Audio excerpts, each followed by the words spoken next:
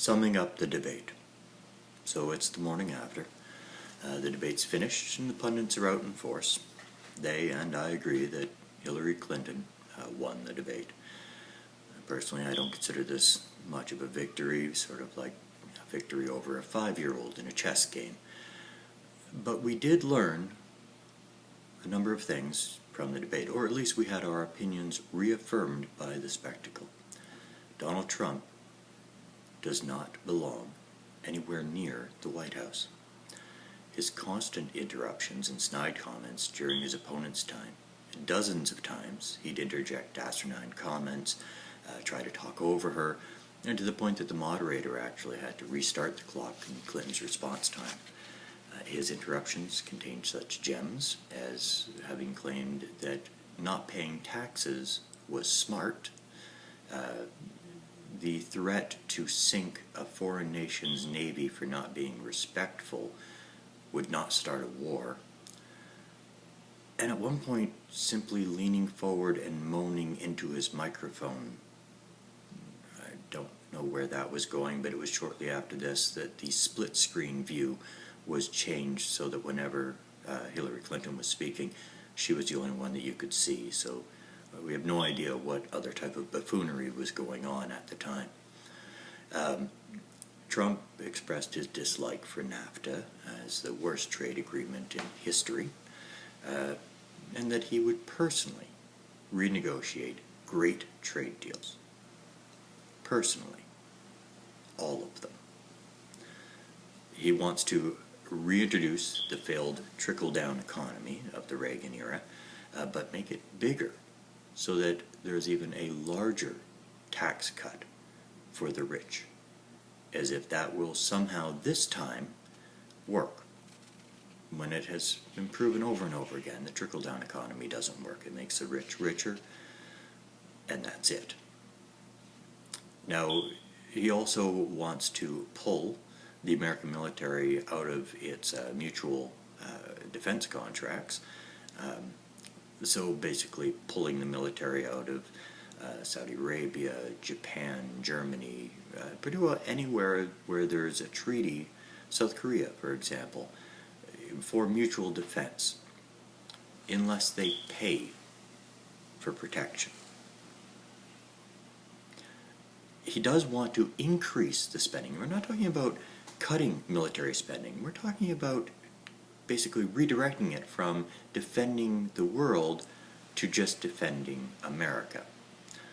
And increasing the spending for the military for better and more weapons, claiming that America is falling behind on weapon development, the nation that has the highest weapon development and highest military expenditure in the world, more than many countries combined. But it needs more military and more weapons.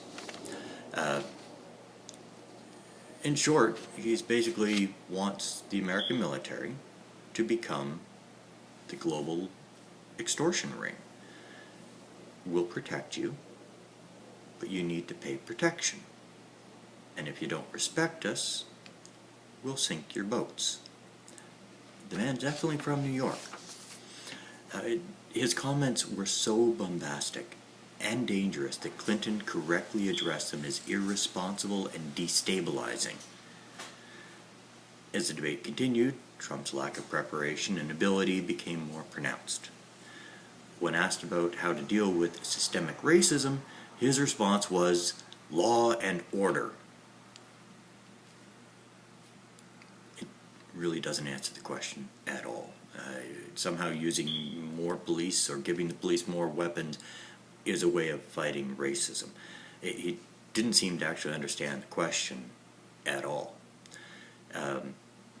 He did use the opportunity to bring up that the police do endorse him.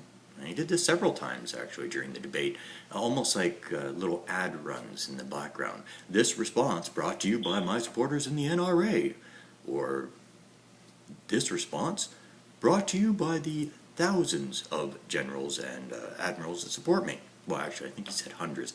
But I'll be honest with you, are there actually hundreds of generals and admirals in the U.S. military? Like, how big is this organization?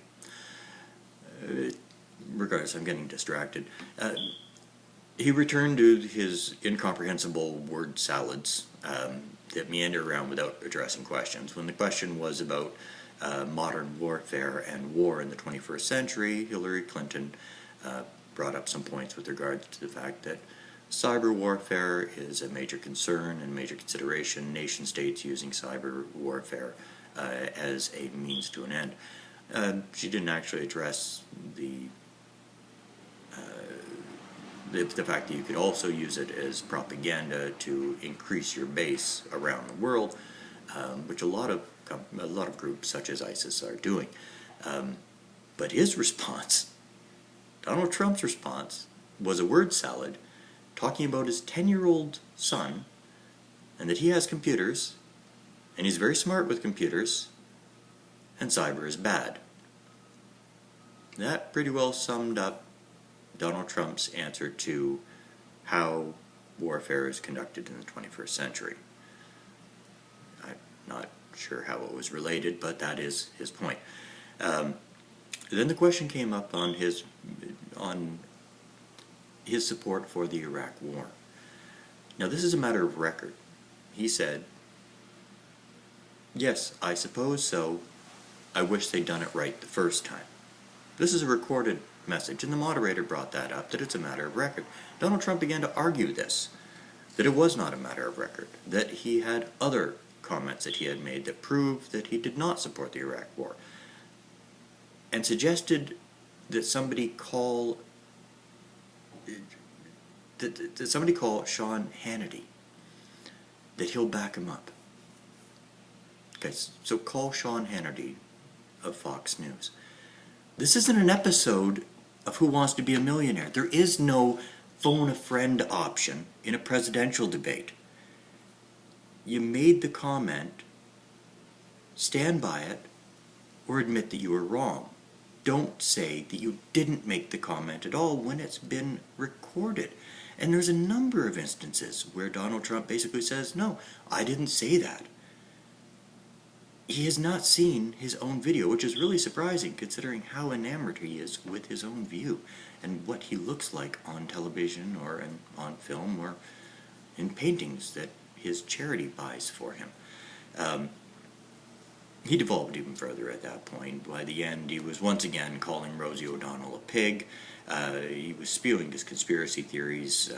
Once again, the birther incident came up, that he's quite proud of the fact that he forced President Obama to produce his birth certificate, proving that Donald Trump was wrong about thinking that he was born in another country. But it didn't matter anyway, because since that birth certificate was produced, Donald Trump continually says that he was probably not born in the United States. He's not sure. He doesn't know, and the birth certificate could possibly have been a fake. He's also claiming that the Fed is politically motivated against him, that it's keeping interest rates low just to make Obama look good, as opposed to trying to maintain the economy in the United States. It's actually just doing this to make him personally